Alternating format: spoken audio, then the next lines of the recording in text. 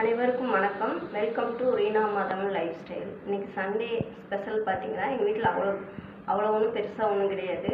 Chicken தான் 1/2 kg எடுத்துருந்தோம். அதுதான் இன்றைக்கி எங்கள் வீட்டில் எப்பயுமே சிம்பிளாக தான் சண்டேஸ். ஆனால் நாங்கள் மீன் ஒரு 150 இல்லை 100 ருபீஸ் அப்படி தான் வாங்குவோம். சிக்கன் 1/2 kg அப்படி தான் வாங்குவோம். ஏன்னா சிக்கனமாக தான் கொஞ்சம் நாங்கள் செலவு பண்ணுவோம்.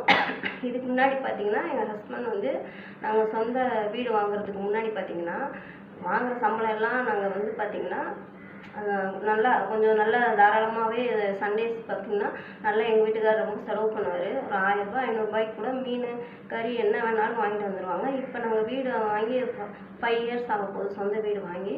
ஸோ லோன் வந்து பார்த்திங்கன்னா 25,000 நாங்கள் மந்த்லி பே பண்ணுறதுனால கொஞ்சம் நாங்கள் சிக்கனமாக தான் நாங்கள் செலவு பண்ணுறோம். பார்த்திங்கன்னா வரவு எட்டனா செலவு பத்தனான்னு சொல்லிட்டு நம்ம ஒரு பழமொழி இருக்கும்.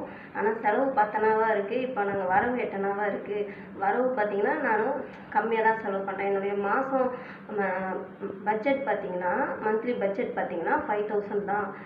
இவ்வளோ இந்த 5,000ல் தான் நான் வந்து பார்த்திங்கன்னா மளிகை ஜாமான்லேருந்து எல்லாமே சிக்கனமாக தான் செலவு பண்ணுறேன்.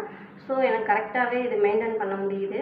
ஏன்னா நான் ரொம்ப சிக்கனம் பண்ணனால தான் என்னால் சொந்த வீடும் வாங்க முடிஞ்சுது. அது நான் எப்படி வாங்கினேன், எப்படி நான் மிச்சம் பண்ணி நான் எப்படி எல்லாம் ஐடியாஸ் பண்ணி நான் வாங்கினேன்ட்டு உங்களுக்கு இன்னொரு நெக்ஸ்ட் வீடியோவில் நான் சொல்கிறேன். ஸோ ரொம்ப நான் சிக்கனமாக இருப்பேன். ஏன்னா நான் திண்டுக்கல்லில் வாழ்ந்த முறை அப்படி. ஸோ திண்டுக்கல்லில் பார்த்திங்கன்னா நான் பிறந்ததுலேருந்து 12th வரைக்குமே அங்கே தான் இருந்தேன். அங்கே வந்து என்னுடைய வாழ்க்கை முறை வந்து பார்த்திங்கன்னா எங்கள் அம்மா அப்பா வந்து எப்படி கஷ்டப்பட்டாங்க, அவங்க எப்படிலாம் இருந்தாங்க, எப்படி சிக்கனமாக இருந்தாங்க, அதை பார்த்து தான் நானும் கற்றுக்கிட்டேன். அம்மா அப்பாவோட கஷ்டத்தை பார்த்து வளர்ந்தனால எனக்கும் மேரேஜ் ஆகி எப்படி சிக்கனமாக வாழணும் அது என்னுடைய பிள்ளைங்களுக்கும் அவங்களுக்கும் சொல்லித்தரேன். ஏன்னா நம்ம வந்து பணத்தை வந்து அளவுக்கு மீறி செலவு பண்ணக்கூடாது. பணத்தை வந்து கையில் அதிகமாக இருந்தாலும் சரி கம்மியாக இருந்தாலும் சரி பணத்தை வந்து ஒரு அளவு முறையாக தான் நம்ம செலவு பண்ணணும். பணம் இருக்குதுன்னு அதிகமாகவும் செலவு பண்ணக்கூடாது. பணம் கம்மியாக இருக்குன்னு அதுக்குன்னு கம்மியாகவும் செலவு பண்ணக்கூடாது. அதுக்குன்னு ஒரு அளவு முறை இருக்குது. அது பிரகாரம் தான் என்னுடைய வாழ்க்கை முறை இருக்குது. அது நான் உங்களுக்கு நெக்ஸ்ட் வீடியோஸில் சொல்கிறேன். என்னுடைய கனவு பார்த்திங்கன்னா எனக்கு மேரேஜ் ஆகி பார்த்திங்கன்னா 16 இயர்ஸில் என்னை வேலைக்கு போக சொல்லி கட்டாயப்படுத்தினதே கிடையாது.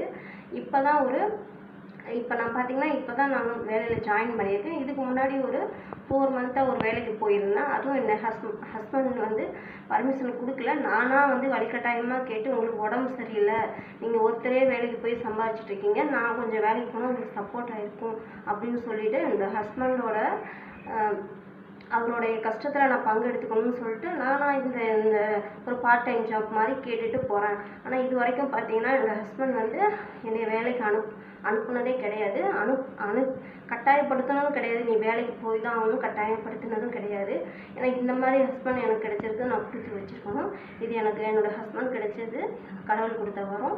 ஸோ நான் நிறைய வீடியோஸில் இன்னும் என்னுடைய திண்டுக்கல்லில் வாழ்ந்த வாழ்க்கை முறையை பற்றியும் இன்னும் எங்கள் அம்மாவோட ஃபேமிலி வந்து பார்த்திங்கன்னா திருநெல்வேலி தான் எங்கள் அம்மா வந்து லவ் மேரேஜ் தான். எங்கள் அம்மாவோட ஃபேமிலி பார்த்திங்கன்னா எங்கள் அம்மா கண்டுபிடிக்கணும்னு எங்கள் அம்மாவோட சொந்தக்காரங்க நினச்சாங்க. அதை பற்றியும் நான் இன்னொரு வீடியோஸில் நான் சொல்கிறேன். ஏன்னா எல்லாத்தையும் ஒரே வீடியோவில் என்னால் சொல்ல முடியாது. தனித்தனி வீடியோஸில் அடுத்தடுத்து நான் சொல்கிறதுக்கு தயாராக இருக்கேன். ஸோ எனக்கு சப்போர்ட் பண்ணுங்கள், கமெண்ட் பண்ணுங்கள், என்ன மிஸ்டேக்குன்னு கமெண்ட் பண்ணுங்கள், சப்ஸ்கிரைப் பண்ணுங்கள். ஸோ வீடியோவில் பார்த்தீங்கன்னா ஏதாவது மிஸ்டேக் இருந்தால் நீங்கள் கமெண்ட் பண்ணிங்கன்னா அதை நெக்ஸ்ட் டைம் நான் திருத்திக்க முயற்சி பண்ணுறேன். ஸோ அனைவருக்கும் நன்றி, வணக்கம்.